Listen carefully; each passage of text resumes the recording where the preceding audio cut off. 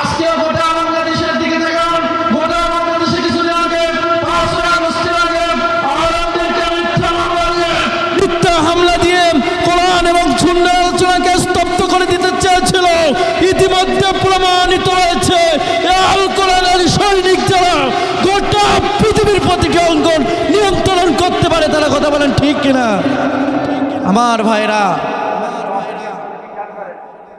ভাইরা কেননা একটা কথা মনে রাখবেন, মুসলমান জীবন দিতে জানে, মুসলমান শহীদ হতে জানে, কিন্তু একটা সেকেন্ডের জন্য মুসলমান বাতিল শক্তির কাছে মাথা নত করতে পারে? আরো জোরে বলেন পারে? ও সাতক্ষীরার মুসলমান, স্বাধীনতা যুদ্ধের সময় মুসলমান 3 লক্ষ রক্ত দিয়েছিল। কোটা আন্দোলনের সময় হাজার হাজার ছাত্র জনতা রক্ত দিয়েছে। ও সাতক্ষীরার মাসকুলার তাওহীদি জনতা, একটা কথা মনে রাখবেন, মুসলমান জীবন দিবেন দ্বীনের জন্য, কোরআনের জন্য।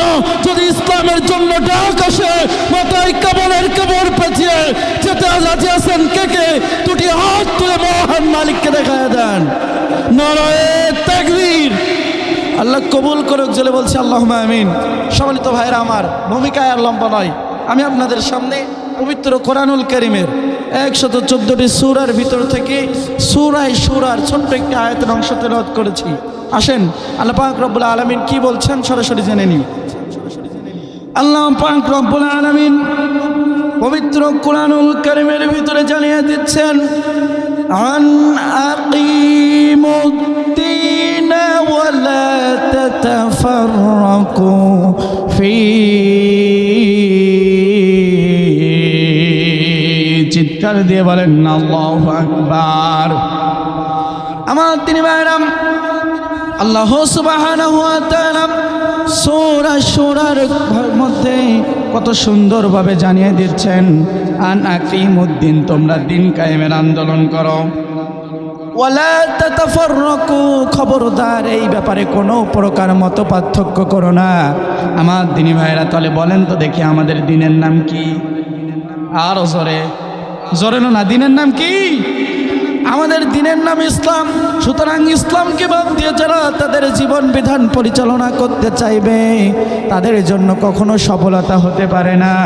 ইসলামকে বাদ দিয়ে, কোরআনকে বাদ দিয়ে তারা তাদের জীবন বিধান পরিচালনা করতে চাইবে, তাদের কখনো সফলতা হতে পারে না। ইতিহাসের দিকে তাকান, ইসলামকে বাদ দিয়ে, কোরআনকে বাদ দিয়ে জীবন বিধান পরিচালনা করতে চেয়েছিল নমরুদ। নমরুদকে আমার আল্লাহ এমন অপমানিত, লাঞ্ছিত, বঞ্চিত করে পৃথিবীর জমিন থেকে, মশা দিয়ে জুতা পিটি করে পৃথিবীর জমিন থেকে বিদায় করে দিয়েছে, ঠিক না? শুধু তাই নাই, ইতিহাসের দিকে তাকান, কোরআনকে, ইসলামকে বাদ দিয়ে জীবন বিধান পরিচালনা করতে চেয়েছিল ফিরাউন। ফিরাউনকে আমার আল্লাহ সামান্য নীল নদের পানিতে, হাঁটু সান্নিক পানিতে চুবিয়ে চুবিয়ে মেরে, কিছুদিন ইতিহাসের দিকে তাকলে বুঝতে পারবেন, চুবিয়ে তাকে পৃথিবীর জমিন থেকে বিদায় করে দিয়েছে, ঠিক না? শুধু তাই নয়, বাস্তব উদাহরণের দিকে কিছুদিন আগের দিকে তাকান, ইসলামকে বাদ দিয়ে, কোরআনকে বাদ দিয়ে বাংলাদেশ পরিচালনা করতে চেয়েছিল লেডি হাসিনা। এমন অপমানিত, লাঞ্ছিত, বঞ্চিত করে বাংলাদেশ থেকে বিতাড়িত করেছে যে পালানোর সময় নিজের শাড়িটাও নিতে পারে না। আর যারা বলেন ঠিক না? আমার ভাইরা বলতেছে, পালাই তো যাবো, বাবার কবরটা একটু জিয়ারত করে আসি। বলতেছে, বাবার কবর যদি জিয়ারত করতে যান ম্যাডাম, ওখানেই পিষে দেবে, কথা কয় না? আমার দিনী ভাইরা, তাহলে এবার আসেন, দিনের নাম কি? তাহলে ইসলামকে বাদ দিয়ে জীবন পরিচালনা করলে সফলতা আছে? জোরে বলেন আছে? আল্লাহ বলছেন, ইসলাম প্রতিষ্ঠার চেষ্টা করো, খবরদার এই ব্যাপারে কোনো প্রকার মত পার্থক্য করা যাবে? আরো জোরে বলেন যাবে? আমার ভাইরা, ইসলাম যদি জমিনে প্রতিষ্ঠিত হয়, লাভ না ক্ষতি? সবাই বলেন লাভ না ক্ষতি? ইসলাম যদি প্রতিষ্ঠিত হয়, অনেকগুলো লাভ, তার মধ্যে প্রধান বড় লাভ আছে 5টি। সবাই বলেন কয়টি? 1 নম্বর, আমার ভাইরা, এই সমাজের বুকে জোরে বলেন তো চুরি আছে না নাই? আরও জোরে বলেন আছে না নাই? যদি বাংলাদেশ থেকে চোরের দল পালাইছে কিছুদিন আগে, তাও চুরি আছে না? চোরদের দল পালাইছে না? আমার দিনী ভাইরা, একটা কথা স্পষ্ট, আয়নার মতো ক্লিয়ার, বাংলার জমিন থেকে চুরি বলেন, সুদ বলেন, ঘুষ বলেন, টেন্ডারবাজি কখনোই বন্ধ করা সম্ভব নয়, যতদিন না পর্যন্ত আল্লাহর কোরআন দিয়ে বিচার হবে। কথা হয় না? কেননা আমার দিনী ভাইরা, ইসলাম যখন কায়েম হয়ে যাবে তখন কি বাবার তৈরি সংবিধান দিয়ে দেশ চলবে? স্বামীর তৈরি সংবিধান দিয়ে দেশ চলবে? খালা কি বললো ওইটা থেকে দেশ চলবে? মোদি কি বললো ওইটা দিয়ে দেশ চলবে না। কেন? ইসলাম যখন প্রতিষ্ঠিত হবে তখন আল্লাহর কোরআন হবে সংবিধান, ঠিক কিনা? সবাই বলেন ঠিক কিনা?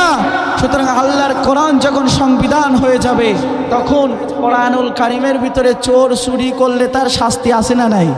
আমার দিন ভাইরা, আজকে গোটা দুনিয়ার দিকে তাকিয়ে দেখেন, আজকে বাংলার মানুষ স্বামীর দেওয়া সংবিধান দেখেছেন, মায়ের দেওয়া সংবিধান দেখেছেন। আজকে বাংলার মানুষ বাবা কি বলল, ভারত কি বলল, ওইটা দেওয়া সংবিধান দেখেছে। সুতরাং আল কোরআনের পার্লামেন্ট ছাড়া এ জাতির কপালে শান্তি কখনো হতে পারে না, ঠিক কিনা? আমার ভাইরা, সংক্ষেপে শেষ করে দেবো ইনশাল্লাহ। আসেন তাহলে 1 নম্বর কি থাকবে না? সবাই বলেন। আমার ভাইরা, সমাজে চুরি আছে না নাই?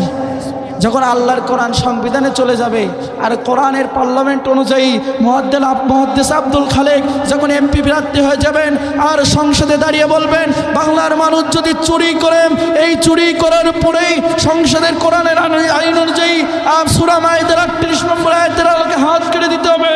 আর প্রত্যেকটা সংসদ সদস্য যদি হা বাক্য পাঠ করে আর 100 চোরকে ধরে যদি মিডিয়ার সামনে হাইলাইট করে 100 চোরের হাত কেটে দেয়, বাংলার মানুষ চুরি করা তো দূরের কথা, চুরির কথা স্বপ্নেও ভাবতে ভয় পাবে। আরো জোরে বলেন। আমার ভাইরা, যেহেতু সময় শেষ, একটা ছোট্ট উদাহরণ দিয়ে শেষ করে দেব।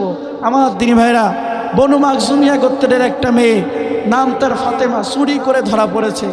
এখন বিশ্বনবী সাল্লাল্লাহু আলাইহি ওয়াসাল্লাম সূরা মায়েদার 38 নম্বর আয়াত, আসারিকু আসারিকাতু ফাকতাউ আইদিয়াহুমা, অর্থাৎ সূরা